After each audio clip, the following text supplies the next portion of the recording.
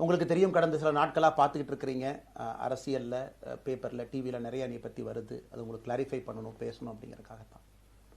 பாரதிய ஜனதா கட்சியில் ஆகஸ்ட் 25, 2020 டெல்லியில் இங்கே வந்து இணைஞ்சு தமிழகத்தில் தமிழக மக்களுக்காக ஒரு 6 ஆண்டு காலம் பணியாற்றுவதற்கு ஒரு பெரிய வாய்ப்பு, அது ஒரு பெரிய பாக்கியமாக நான் கருதுகின்றேன். இன்னைக்கு எந்த இடத்துல இணைஞ்சனோ அதே இடத்துல வந்து மரியாதையோடு, பண்போடு, அன்போடு என்னுடைய பாதை வேறு பாதையில் பயணம் செய்யணும். இலக்குகள் இன்னும் பெரிதாக இருக்கிறது. நிறைய மக்கள் இணைச்சு செயல்படணும். ஒரு புதிய அரசியலை, அடிப்படை கட்டமைப்பை மாற்றக்கூடிய அரசியலை உருவாக்க வேண்டும் என்கின்ற ஒரு எண்ணத்தோடு இன்னைக்கு வந்து ரொம்ப பண்போடு சொல்லிவிட்டு அதே இயக்கத்திலிருந்து வெளியே வருகின்றேன். இது தமிழர் பண்புன்னு கூட வச்சுக்கலாம். வெளியே சென்றாலும் கூட மரியாதையோடு சொல்லிவிட்டு செல்வது நம்முடைய பண்பு என்பதுதான் எனக்கும் இலக்கணமாக இது இருந்திருக்கிறது. இன்றிலிருந்து நம்முடைய ஒரு புதிய பாதை, ஒரு புதிய இயக்கம், ஒரு புதிய பொலிட்டிக்கல் மூமெண்ட், அடிப்படையிலிருந்து ஒரு புதிய பரிமாணத்தோடு, பார்வையோடு பார்க்கக்கூடிய ஒரு விதத்தில் தான் நம்முடைய மூமெண்ட்டை நம்ம ஆரம்பிக்கணும். நீங்கள் எல்லோரும் சேர்ந்து இணைஞ்சு அதை ஆரம்பிக்கணும் அப்படிங்கிறது என்னுடைய பெரிய ஆசைங்க. அதற்கு முன்பு சில விஷயத்தை சொல்லணும். என்னுடைய அரசியல் பாதை என்பது ரொம்ப வளைஞ்சு நெளிஞ்சு இங்கே வந்து உங்கள் முன்னாடி நின்றுட்டு இருக்கேன். இது ஈஸி பாத் கிடையாது. ஒரு கிராமத்தில் பிறந்து ஒரு சாதாரண குடும்பத்தில், விவசாய குடும்பத்திலிருந்து வந்து ஒரு காமன் மேன் அரசியலுக்கு வர்றதே நம்ம ஊரில் நாம் ஒதுங்கிக்குவோம், வரமாட்டோம். பட் அதே போல் என்னுடைய பாதையும் கூட 2009 கேப்டன் விஜயகாந்த் அவர்களுடைய கட்சியில் தேமுதிகவில் ஐஎம் லக்னோவில் படிக்கும் பொழுது ஒரு இன்டர்ன்ஷிப்பாக 3 மாத காலம் ஆரம்பித்து, அதன் பிறகு 10 ஆண்டு காலம் கழித்து பாரதிய ஜனதா கட்சியில் ஆரம்பித்து 6 ஆண்டுகள் பாரதிய ஜனதா கட்சியிலிருந்து இன்னைக்கு தனித்துவமாக நம்முடைய இயக்கத்தை மக்கள் முன்னாடி வைக்கணும். உங்கள் முன்னாடி வைக்கிறேன். 25 வயசில் எனக்கு அந்த இன்டர்ன்ஷிப் திரு விஜயகாந்த் அவங்ககிட்ட செய்கிறக்கு ஒரு பெரிய பாக்கியம். அன்னைக்கு அரசியல்னால் என்னன்னே தெரியாமல் ஒரு புதிய அரசியலை தமிழகத்தில் கொண்டு வர முடியுமான்னு யோசித்த தருணம். இன்னைக்கு வயது 42, கிட்டத்தட்ட 17 ஆண்டுகள் போராடிக்கிட்டே இருக்கிறேன். ஒரு புதிய பாதை உருவாக்க முடியுமா, ஒரு பெட்டர் பாலிடிக்ஸ், ஒரு பெட்டர் சொசைட்டி கொண்டு வர முடியுமா. அதே நேரத்தில் நிறைய யூகங்கள், நிறைய பேர் நிறையா சொல்கிறனால இதே டெல்லியில் ஆகஸ்ட் 24, 2020 பிஜேபியில் இணைய வரும்பொழுது சூப்பர் ஸ்டார் ரஜினிகாந்த் அவங்க எனக்கு ஃபோன் பண்ணாங்க. எனக்கும் அவருக்குமான நட்பு கிட்டத்தட்ட நான் பதவியிலிருந்து வந்த பிறகு ஒரு நட்பு. நிறைய அவர்கிட்ட பேசுவேன். அவருடைய அரசியல் பாதை எப்படி இருக்கணும் அப்படின்லாம் பேசியிருக்கேன். அப்போ திரு சூப்பர் ஸ்டார் அவர்கள் இங்கே டெல்லியிலிருந்து திரும்ப வரணும், அவருடைய இயக்கத்தில் இணைய வேண்டும் என்ற வேண்டுகோளை ஆகஸ்ட் 24 ஒரு நாளைக்கு முன்னாடி பிஜேபியில் சேரும் பொழுது வைத்த பொழுது 3 விஷயம்தான் என் கண் முன்னாடி இருந்துச்சுங்க. தமிழ்நாட்டுக்கு எது நல்லது, அது எந்த மாற்று கருத்தும் இல்லை. சூப்பர் ஸ்டார் அரசியலுக்கு வர்றதுதான் தமிழ்நாட்டுக்கு நல்லது. சூப்பர் ஸ்டாருக்கு என்ன நல்லது, அவர் அரசியலுக்கு வராமல் இருக்கிறது தான் அவருக்கு நல்லது. கோவிட் காலகட்டத்தில் அவருக்கு இருக்கக்கூடிய உடல் பிரச்சனைகள், அதையே பார்த்துக்கணும். முதல்ல அவர் ஆரோக்கியமாக சந்தோஷமாக இருக்கணும். அண்ணாமலைக்கு எது நல்லது, பாரதிய ஜனதா கட்சியில் இணைகின்றேன் என்கின்ற வாக்குறுதியை திரு சந்தோஷ் ஐயா கிட்ட கொடுத்தேன், ஒரு ப்ராமிஸ் கொடுத்தேன். அதை பிரேக் பண்ணக்கூடாது அப்படிங்கிறதுல நான் தெளிவாக இருந்தேன். ஸோ 3 கான்ஃப்ளிக்ட் இங்கே இருக்கும் பொழுது, ஸோ ஒரு நாள் இந்த கட்சியில் இணைவதற்கு முன்பாகவே முழு கான்ஃப்ளிக்ட். அன்னைக்கே ரஜினிகாந்த் ஐயா பேசி அந்த ஃபோன் காலுக்கு முதல் முறையாக மறுத்து, ஐயா மன்னிச்சுக்கங்க, என்னால் வர முடியாது என்று சொல்லி பாரதிய ஜனதா கட்சியில் அடுத்த நாள் இணைத்துக் கொண்டேன். அதன் பிறகு சூப்பர் ஸ்டார் அவங்களை பார்த்து மன்னிப்பு கேட்டேன். அவரும் பெருந்தன்மையாக அவருடைய அரசியல் பாதையை அவரும் பெருந்தன்மையாக அடுத்து தீர்மானித்தார். எதுக்கு இதை நான் சொல்கிறேன் அப்படின்னாங்க, சில யூகங்களுக்கெல்லாம் என்று முற்றுப்புள்ளி வைக்க வேண்டும் என்பதற்காக மட்டும்தான் இதை நான் சொல்கிறேங்க. வேறு எந்த காரணமும் கிடையாது. இன்றைக்கும் சூப்பர் ஸ்டார் அவர்கள் மீது பெரும் மதிப்பும் மரியாதையும் வைத்திருக்கக்கூடிய மனிதன் நான். அதே நேரத்தில் பாரதிய ஜனதா கட்சியை பொறுத்தவரை இந்த 6 ஆண்டு காலத்தில் எப்பொழுதும் ஒரு விஷயத்தை விட்டுக் கொடுத்தது கிடையாது. தமிழ்நாட்டினுடைய அடையாளத்தை விட்டுக் கொடுத்தது கிடையாது, மண்ணை விட்டுக் கொடுத்தது கிடையாது, கலாச்சார பாரம்பரியத்தை விட்டுக் கொடுத்தது கிடையாது, நம்முடைய நீரை விட்டுக் கொடுத்தது கிடையாது.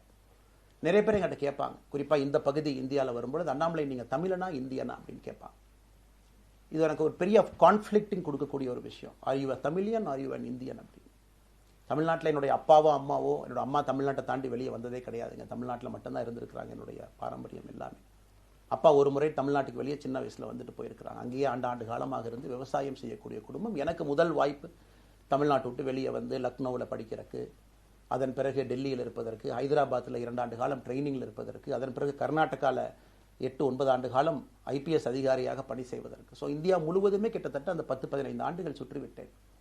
அதனால் நான் எப்போதுமே சொல்வேன், நான் ஒரு பெருமை மிகுந்த இந்தியன், ஒரு பாரம்பரிய தமிழன் என்கின்ற அடையாளத்தோடு எல்லாத்துக்கிட்டையுமே சொல்லுவேன். அது இந்த கான்ஃப்ளிக்ட் சில பேருக்கு ஒரு எட்டர்னல் கான்ஃப்ளிக்ட் ஆச்சு. இன்னைக்கு தமிழ்நாட்டினுடைய அரசியலும் கூட ஒரு பெருமை மிகுந்த தமிழனாக இருக்கணும் அப்படின்னா நான் ஒரு இந்தியன் என்று சொல்ல வேண்டிய அவசியம் இல்லை அப்படின்னு நிறைய கட்சிகள் அங்கே இருக்கிறாங்க. நான் எப்பொழுதுமே தொடர்ந்து சொல்லிக் கொண்டிருப்பது, இந்தியன் என்கின்ற அடையாளத்தோடு ஒரு பெருமை மிகுந்த தமிழனாகத்தான் எல்லா இடத்துலையும் இருக்கிறேன். அப்படித்தான் இந்த இயக்கத்திலும் இருக்கணும். நாம் ஆரம்பிக்கக்கூடிய இந்த இயக்கத்தில் உங்களோடு பயணம் செய்யணும். தமிழ்நாட்டினுடைய எந்த பிரச்சனையும் கூட முன்னிறுத்தி சமரசம் இல்லாத நம்முடைய தமிழ்நாட்டினுடைய வளர்ச்சியை நாம் எல்லோரும் கொண்டு போகணும். எத்தனையோ பிரச்சனைகள். நான் பாரதிய ஜனதா கட்சியில் இணைந்த பிறகு எல்லா தலைவர்களும் பெரும் ஒத்துழைப்பு தான். இருந்தும் தனியாக போகணும், உள்ளாட்சி தேர்தலில் தனியாக போகணும், தமிழ்நாட்டினுடைய அடையாளத்தோடு பாரதிய ஜனதா கட்சி இருக்கணும். தமிழ்நாட்டினுடைய அடையாளம் மிக முக்கியம் என்பதற்காகத்தான் அன்னைக்கு தலைவர் திரு ஜே.பி. நட்டா அவர்கள் நிறைய பேர்த்துக்கிட்ட பேசி நாம உள்ளாட்சி தேர்தல் தனியாக போகணும், அதே போல தான் லோக்சபா தனியாக போகணும். ஏதோ தனிப்பட்ட முறையில் எனக்கும் இன்னொரு கட்சிக்கும் பிரச்சனை இல்லைங்க. பாரதிய ஜனதா கட்சி ஒரு தமிழர் அடையாளத்தோடு களத்தில் இருந்தால் மட்டும்தான் அது தமிழர் நலத்தை முன்னிறுத்தக்கூடிய கட்சியாக இந்திய அடையாளத்தோடு இருக்க முடியும் என்கின்ற ஒற்றை நம்பிக்கை மட்டும்தான். டங்ஸ்டன் பிரச்சனையாக இருக்கட்டும், அதை கத்தி கூச்சல் போடாமல் அதை பொறுமையாக ஒரு இடத்திற்கும் சென்று நம்முடைய கட்சி அதை நம்ம சரி செஞ்சு கொடுத்தோம்.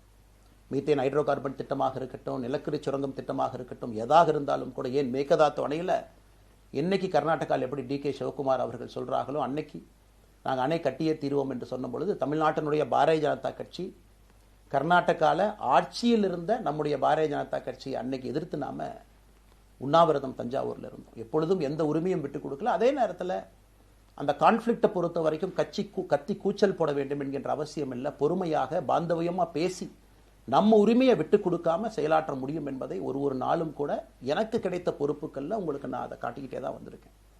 அதனால் இன்னைக்கு திரு மோடி ஐயா அவர்கள் மீது மிகப்பெரிய ஒரு மரியாதை வைத்திருக்கக்கூடிய மனிதன், நாட்டினுடைய பிரதமர், இந்த நாட்டை பாதுகாத்து கொண்டிருக்கக்கூடிய மனிதர். ஆனால் ஒரு லெவல் வரும் பொழுதுங்க, இந்த சின்ன சின்ன பிரச்சனைகள் அப்படியே சேர்ந்து வரும் பொழுது தொடர்ந்து நாமும் அவர்களுக்கு பிரச்சனையாக இருக்கக்கூடாது. ஒரு பிரச்சனையை எடுத்துட்டு போய் இங்கே பாருங்க இந்த பிரச்சனை, இந்த பாருங்க இந்த பிரச்சனை, இந்த பாருங்க அந்த பிரச்சனை, ஒரு அளவுக்கு தாங்க நம்ம சொல்ல முடியும். அதனால தான் பொறுமையாக பாரதிய ஜனதா கட்சியினுடைய முக்கிய தலைவர்களை பார்த்து மிக பொறுமையாக, இது இன்னைக்கு கான்வர்சேஷன் 3 நாளாக நடக்கலைங்க. இதை கிட்டத்தட்ட நான் 1 ஆண்டு காலமாக பாரதிய ஜனதா கட்சியினுடைய தலைவர்கள்ட்ட சொல்கிறேன். 18 மாதங்களாக எனக்கு இருக்கக்கூடிய கருத்து வேறுபாடுகளை மிக பொறுமையாக, வெளியில் கத்தி கூச்சல் போடாமல் மிக பொறுமையாக 18 மாதங்களாக எல்லா இடத்துலையும் சொல்லிக்கிட்டே வர்றேன். டிசம்பர் 4ஆம் தேதி பாரதிய ஜனதா கட்சிக்கு சொன்னேன், நான் கட்சியிலிருந்து வெளியே செல்ல இருக்கின்றேன், இன்றைக்கே உங்களை நான் தயார்படுத்த விரும்புகிறேன், அதனால் நீங்கள் நாளைக்கு நான் எடுத்தோம் கவுத்தன் ஒரு முடிவெடுப்பதாக நீங்கள் நினைக்கக்கூடாது. டிசம்பர் 4, 2024 25 பாரதிய ஜனதா கட்சிக்கு சொல்லியிருந்தேன். தேர்தல் பணியை முடித்துவிட்டு செல்ல வேண்டும் என்று சொல்லியிருந்தார்கள். அதுவும் இந்த கட்சியினுடைய ஒரு உண்மை தொண்டனாக கட்சி சொல்லியிருக்கிறாங்க, தேர்தல் பணியை முடித்துவிட்டு மே கடைசி வரை நம்முடைய பணியை செய்துவிட்டு தான் வெளியே வரணும் அப்படின்னு. அடுத்து நாம் என்ன செய்ய போகிறோங்க? அடுத்து நாம் இதெல்லாம் பேசிட்டோம், பழசை பேசிட்டோங்க, இருந்ததை பேசிட்டோம். அடுத்து ஆனந்தமாக அன்போடு தமிழ்நாட்டில் ஒரு அரசியல் இயக்கத்தை நாம் துவங்க இருக்கின்றோம். இது அரசியல் இயக்கமாக கட்சி இல்லையா அப்படின்னு நீங்கள் யாரும் கேட்கவே வேண்டாம். கண்டிப்பாக தமிழகத்தில் அடுத்து நடக்கக்கூடிய தமிழகத்தினுடைய பொது தேர்தலில் நம்முடைய கட்சி போட்டியிடும், அதில் எந்த மாற்று கருத்தும் இல்லை. அதற்கு நம்ம தயார் பண்ணணும், நிறைய லீடர்ஸை தயார் பண்ணணும், நிறைய கேடர்ஸை வாலண்டியர்ஸை தயார் பண்ணணும், உத்வேகத்தோடு தயார் பண்ணணும், அவங்களுக்கு அந்த ஸ்கில் செட்டை நம்ம உருவாக்கி கொடுக்கணும். அதற்கு கொஞ்சம் நேரம் ஆகும். நாம் அது ஒரு இயக்கமாக ஆரம்பித்து நிறைய மனிதர்களை உள்ளே கொண்டு வந்து அவர்களுக்கு சில இடத்துல அரசியலை சொல்லிக் கொடுத்து எல்லா தரப்பட்ட மனிதர்களையும் உள்ளே கொண்டு வந்து, ஏன்னா பாரதிய ஜனதா கட்சியினுடைய தலைவராக பொறுப்பேற்ற பிறகு நான் முதல்ல போய் ஆசீர்வாதம் யார்கிட்ட வாங்கினாங்க, சமீபத்தில் மறைந்த நல்ல கண்ணையாகிட்ட தான். இன்னைக்கு மண் சார்ந்த அரசியலை முன்னெடுக்கணும், நல்ல மனிதர்களுடைய கொள்கைகள் உள்ள கொண்டு வரணும், எல்லா மனிதர்களையும் உள்ளடக்கிய அரசியலை நாம் முன்னிறுத்தணும். டெக்னோக்ராட்ஸ் பெருமளவில் நமக்குள்ளே வரணும், பெருமளவில் நமக்குள்ள டெக்னோக்ராட்ஸ் வரணும். இன்னைக்கு அமெரிக்கா போகிறோம், யூரோப் போகிறாங்க, போய் நமக்கே எவ்வளோ பெருமையாக இருக்குது. ஒரு மிகப்பெரிய நிறுவனம் நிவிடியா எடுத்துக்கங்க, மைக்ரான் எடுத்துக்கங்க, சாம்சங் எடுத்துக்கங்க, இன்டெல் எடுத்துக்கங்க, அங்கே இருக்கக்கூடிய இன்ஸ்டாகிராம், ஃபேஸ்புக், கூகுள், ஆல்ஃபபெட் பார்க்கும் பொழுது வைஸ் பிரசிடென்ட்னு பார்த்தீங்கன்னா ஒரு தமிழன் அங்கே உட்கார்ந்துருக்கிறான். இந்தியன் என்கின்ற அடையாளத்தோடு அங்கே ஒரு தமிழன் அமர்ந்திருக்கின்றார். என்னுடைய கனவு உங்கள் பல பேர்த்த போல அவர்களெல்லாம் திரும்ப இங்கே வந்து அரசியலில் ஏதோ ஒரு விதத்தில் கான்ட்ரிபியூட் பண்ணுறதுக்கு நம்முடைய இயக்கமும் நம்முடைய வருகின்ற காலத்தில் நம்ம ஆரம்பிக்கக்கூடிய கட்சியும் அதற்கு உறுதுணையாக இருக்கணும். அத்தனை டேலண்ட்டை ரிஃபைன் பண்ணி நம்ம கொண்டு வரும். தமிழ்நாட்டினுடைய வளர்ச்சிக்கு எல்லோரையும் நம்ம பயன்படுத்தணும். இதில் எங்கேயுமே கூட நான் பெரிது நீ பெரிது என்று இருப்பதை விட ஒரு வளர்ந்த பாரதம், இந்தியா உலகத்தில் மிக முக்கியமான இடத்துல அந்த பாரதம் வந்து அமரும் பொழுது முதன்மை மாநிலமாக தமிழகத்தை கொண்டு வந்து நிறுத்த வேண்டிய பொறுப்பு நமக்கு இருக்கு. அதற்கு நம்முடைய பொலிட்டிக்கல் கிராமர், பொலிட்டிக்கல் லாங்குவேஜ் எல்லாமே நம்ம மாற்றணும். நம்ம பேசக்கூடிய விஷயம். அடுத்து இன்னொன்று கேட்குறாங்க, நான் கமெண்ட் வர அப்படியே நான் பேச ஆரம்பிக்கிறேன். தமிழ்நாட்டில் இன்னைக்கு ஒரு அரசியல் கட்சி வேணுமான்னு கேட்டிங்கன்னா கண்டிப்பாக வேணும், அதில் எந்த மாற்று கருத்தும் இல்லை. காரணம், ஒரு கடைக்கு போய் நாம் ஒரு டூத் பேஸ்ட்டோ ஒரு அரிசியோ ஒரு பருப்போ வாங்கினா கூட 10 கடை ஏறி இறங்கி எங்கள் அம்மா அதெல்லாம் பார்த்து விலையை பார்த்து தரத்தை பார்த்து பொருளை பார்த்து அத்தனை முறை வாங்கித்தான் பார்ப்பேன். ஏன்னா அது நம்ம உடம்புக்குள்ளே போகிற விஷயம். ஆனால் அரசியல் கட்சி இன்னைக்கு எத்தனையோ கட்சிகள் இருந்தாலும் கூட என்னுடைய நம்பிக்கை, நம்முடைய நம்பிக்கை, வருகின்ற காலத்தில் நம்முடைய அரசியல் இயக்கம் கட்சியாக மாறும் பொழுது மக்கள் அந்த தரத்தை பிரித்து பார்ப்பார்கள். தலைவர்கள் எப்படிப்பட்டவர்கள்? நாம எல்லோருமே காமன் மேன் பொலிட்டீஷியன்ஸ். பக்கத்து வீட்டுக்காரங்க மாதிரி தான் மக்கள் நம்மளை பார்க்க போறாங்க. தூரத்திலிருந்து நாம் கை காட்ட போவது கிடையாது. ஏன்னா நாம் யாரும் அப்படிப்பட்ட குடும்பத்திலிருந்து வரவில்லை, அப்படிப்பட்ட வளர்ப்பு நமக்கு இல்லை, நாம் யாரும் அப்படி இல்லை, தமிழனுடைய கலாச்சாரமும் பண்பாடும் இல்லை. அதெல்லாம் கூட நம்முடைய அரசியல்ல முதல் நாள்ல இருந்து கல்ட் பாலிடிக்ஸ்ல இருந்து நம்ம வெளியே வரணும். அரசியல் மாற்றம்னு சொல்றாங்க, ஆனால் அதே கல்ட் பாலிடிக்ஸ். நாம அதில் இருக்க போறது இல்லை. கல்ட் பாலிடிக்ஸ்ல இருந்து வெளியே. அண்ணாமலை என்ன பிறந்த நாளா 10 பேர் கொண்டாடணுமா? அதனால தான் நம்ம பிறந்த நாள் அன்னைக்கு எதுவுமே நம்ம செய்யல. என்னுடைய பிறந்தநாள் என்பது உங்கள் பிறந்தநாளை போல ஒரு நாள். நான் அரசியல் வருவதை என் பிறந்தநாளை எப்பவுமே கொண்டாடினது கிடையாது. அரசியல் வந்ததுக்காக சில பேர் போஸ்ட் அடிச்சு ஒட்டுறான். அந்த கலாச்சாரத்தையும் உடைக்க வேண்டும் என்பதற்காகத்தான் நேற்று நாம் எதுவுமே பேசலைங்க, இன்னைக்கு நம்ம பேசுறோம். இந்த கல்ட் பாலிடிக்ஸ்ல இருந்து வெளியே வரணும். ஒரு காமன் மேன் பாலிடிக்ஸை முன்னிறுத்தணும். சமரசம் இல்லாத கொள்கை இருக்கக்கூடிய இயக்கமாக அது கட்சியாக முன்னாடி வரணும். அவ்வளவு குவாலிட்டியான லீடர்ஸை நம்ம பில்ட் பண்ணணும். ஒரு முதலமைச்சர் தமிழகத்தை மாற்ற முடியுமான்னு கேட்டீங்கன்னா கண்டிப்பா முடியாது. முதலமைச்சர் இருக்கக்கூடிய 35 கேபினெட் அமைச்சர்கள் மாற்ற முடியுமான்னு கேட்டால் கண்டிப்பா முடியாது. 234 சட்டமன்ற உறுப்பினர்கள் மாற்ற முடியுமான்னு கேட்டால் முடியாது. 39 பாராளுமன்ற உறுப்பினர்கள் மாற்ற முடியுமான்னு கேட்டீங்கன்னா முடியாதுங்க. அவர்களோடு உள்ளாட்சி பிரதிநிதிகளாக இருக்கக்கூடிய கிட்டத்தட்ட 30,000க்கும் மேற்பட்ட பிரதிநிதிகள், பஞ்சாயத்து தலைவரிலிருந்து ஆரம்பித்து கவுன்சிலரிலிருந்து ஒரு கார்பரேஷன் கவுன்சிலரிலிருந்து மேயரிலிருந்து, நம்முடைய நோக்கம் எல்லா இடத்துலையும் கிளீன் பாலிடிக்ஸ் கொண்டு வரும், எல்லா இடத்துலையும் கிளீன் கவர்னன்ஸ் கொண்டு வரும், எல்லா இடத்துலையும் ஹானஸ்ட், எஃபிஷியன்ட், கேபபிள், வேலையை செய்து முடிக்கக்கூடிய திறன் படைத்த தலைவர்கள் அங்கே கொண்டு வந்து வைக்கணும். அதே நேரத்தில் பாலிடிக்ஸ் என்பது ஒரு ஃபேமிலிக்கு மட்டுமல்ல, தொடர்ந்து நாம மட்டும் இருப்போம் அப்படி இல்லைங்க. நம்ம இயக்கம் கட்சியாக மாறும் பொழுது உங்கள்கிட்டலாம் பேசி நம்ம டேர்ம் லிமிட் கொண்டு வரோம். நாம் ஒரு வித்தியாசமான கட்சினா எல்லோருக்கும் வாய்ப்பு கொடுக்கணும். 140 கோடி மக்கள் வசிக்கக்கூடிய அந்த நாட்டில், தமிழகத்தில் கிட்டத்தட்ட 8 கோடி பேர்த்துக்கு நாம் இருக்கோம். 5.5 கோடிக்கு மேற்பட்ட வாக்காளர்கள் இருக்கும் பொழுது எல்லோரையும் அரசியலுக்கு வாய்ப்பு கொடுக்கணும். டேர்ம் லிமிட் கொண்டு வரணும். எத்தனை முறை எம்எல்ஏவாக இருக்கணும், எத்தனை முறை எம்பியா இருக்கணும், எல்லோருக்கும் அது பொருந்தும், எனக்கும் அது உட்பட. The permanent leaders, permanent MLAs, permanent ministers, permanent MPs, அதை நம்ம உடைக்க போறோம். அது எந்த மாற்று கருத்தும் இல்லை. அது என்னை ஆரம்பித்து முதல் மனிதனாக இந்த இயக்கத்தில் இணைத்துக் கொண்டிருக்கக்கூடிய என்னை, ஒரு சாதாரண ஒரு மனிதராக என்னை ஏற்றுக் கொண்டிருக்கக்கூடிய ஒரு காமன் மேன் என்னை ஆரம்பித்து எல்லோருக்கும் இது பொருந்தும். இதை நாம இந்த இயக்கம் கட்சியாக மாறுகின்ற முதல் நாள்ல நம்ம சொல்ல போறோம். No chair is permanent for anybody. அதில் நம்ம ரொம்ப தெளிவாக இருக்கின்றோம். புதியவர்கள் வரணும், வந்துகிட்டே இருக்கணும். It should flow like a water. New ideas வரணும், அந்த ஸ்ட்ரீம் போய்கிட்டே இருக்கணும். நம்மை தாண்டி இந்த இயக்கம் நிற்கணும். This movement should stand beyond us, not in name but in purpose and pursuit of excellence. இதெல்லாம் ஏதோ அண்ணாமலை அப்படிங்கிற பேர் கிடையாதுங்க. அதனால தான் ரொம்ப யோசிச்சு நாம கொண்டு வந்திருக்கோம். www.vetheleader.org அப்படிங்கிற அமைப்பு ஏற்கனவே 2020 நாங்கள் எல்லாம் சேர்ந்து ஆரம்பித்த அமைப்பு. நான் பேசி முடிச்சோன்னா அந்த லிங்க் உங்களுக்கு லைவாக வந்துடும். vetheleader.org-ல நீங்கள் உங்களை வாலண்டியராக இன்னைக்கு பொலிட்டிக்கல் ஒரு மூமெண்ட்டில் உங்களை நீங்கள் நினைச்சுக்கணும். நாம எல்லோரும் ஒன்று சேர்ந்து பேசுவோம். அதனால தான் இன்னைக்கு கோயம்புத்தூரில் இன்னொரு அறிவிப்பும் கூட கொடுக்கணும். எல்லாத்தையும் டைரக்டாக எப்படி நம்ம பாலிடிக்ஸ்குள்ளே கொண்டு வர போகிறோம். APJ Abdul Kalam centre for ethics and politics, APJ Abdul Kalam ஐயாவுடைய பேரில் கோயம்புத்தூரில் வீத லீடர்ஸ்க்கு கீழே நாம பாலிடிக்ஸ்ல எத்திக்ஸ்க்காக ஒரு சென்டர் ஆரம்பித்து வருகின்றவங்க எல்லாமே இதுக்குள்ள ட்ரெயின் ஆகி தான் வெளியே வருவாங்க. உள்ளாட்சி தேர்தலில் நிற்கிறாங்க, they will get trained, come and stand in local body election. MLA election நிற்கிறாங்க, they will get trained, they will come and stand in election. அவங்க எங்க நின்னாலும் கூட ஒரு ப்ராசஸ்ல நாம் அவங்கள ட்ரெயின் பண்ணி, அவங்கள ஷேப் பண்ணி, ஒரு கம்யூனிட்டியினுடைய நீட்ஸ் அண்டர்ஸ்டாண்ட் பண்ணி அரசியல் செய்யக்கூடிய மனிதர்களாக நாம் அவங்கள கொண்டு வர போறோம். நாம் யாருக்கும் போட்டி கிடையாது. ஆளுங்கட்சி இருக்கு, நிறைய எதிர்கட்சி இருக்கு, எல்லோரும் இருக்கட்டும், சந்தோஷமா இருக்கட்டும், அவங்கவுங்க கொள்கையை சொல்லட்டும். நம்முடைய கொள்கையும் வருகின்ற காலத்தில் நம்ம எல்லோரும் இணைஞ்சு நம்ம கொள்கையை சொல்ல போறோம். இன்னைக்கு நான் ஏபிஜே அப்துல் கலாம் ஐயா அப்படிங்கிற பேரை உங்க முன்னாடி சொன்னதுக்கான காரணம் என்னன்னா, அவரை நான் மாணவனா பார்த்திருக்கிறேன், ஐபிஎஸ் அதிகாரியா பார்த்திருக்கிறேன், கேள்விகள் கேட்டிருக்கேன், லைவா அவர் பேசினதை கேட்டிருக்கேன். அவர் சொன்ன அத்தனை கான்செப்ட் இன்னைக்கு நமக்கு எப்போ பொருந்தோம், இன்னைக்கு பொருந்தும். எப்பவோ சொன்னார் விஷன் 2020, எப்போ சொன்னாருங்க? 2020. நம்ம 2020ங்கிறது 2000த்துல சொன்னார். நாம அந்த கோல் போஸ்ட் அப்படியே மாத்திட்டோம். அது மட்டும் இல்லை, அன்னைக்கு சொன்னாரு கிராமப்புறத்திலிருந்து நகரத்துக்கு யாரும் போகக்கூடாதுன்னா புறா providing urban amenities and rural areas, கிராமப்புறத்தில் அவ்வளவு ஃபெசிலிட்டியை கொண்டு வரணும். அது எல்லாம் கூட இன்னைக்கு யாருக்கு பொருந்ததோ இல்லையோ நம்முடைய சமுதாயத்துக்கு பொருந்தும். அவ்வளோ விஷயங்கள் சொல்லியிருக்கக்கூடிய ஏபிஜே அப்துல் கலாம் ஐயா நமக்கு மிக முக்கியமானவர். அவருடைய கருத்தியல் நமக்கு மிக மிக முக்கியமானது. ஒரு தேசிய மனிதராக, பெருமை மிகுந்த தமிழனாக வாழ்ந்து மறைந்திருக்கக்கூடிய ஒரு அற்புதமான மனிதர். நிறைய நம்முடைய தலைவர்கள் இருக்காங்க. அத்தனை கொள்கைகளும் வேண்டும். ஒரு ஐடியாலஜி பார்த்தீங்கன்னா ரைசஸ் அண்ட் ஃபால்ஸ். எந்த ஐடியாலஜியும் பெர்மனன்ட் நான் பிடிச்சிருப்பேன். கம்யூனிசம் 100 ஆண்டுகளுக்கு முன்பு எப்படி இருந்த ideology, for right movements, for left movement, centrist movement, liberal movement, ஒரு அரசியல் சரித்திரத்தை பார்க்கும் பொழுது அந்த ஐடியாலஜி தன்னைத்தானே மாற்றிக்கொள்ளவில்லை என்றால், அடுத்த தலைமுறைக்கு தேவையான வசதியை செய்து கொடுக்கவில்லை என்றால், அது எந்த ஐடியாலஜியாக இருந்தாலும் அது அழியும் என்பதுதான் காலத்தினுடைய கட்டாயம். நம்ம பார்த்துக்கிட்டு இருக்கோம். நாம் அதை தாண்டி நிற்கணும்.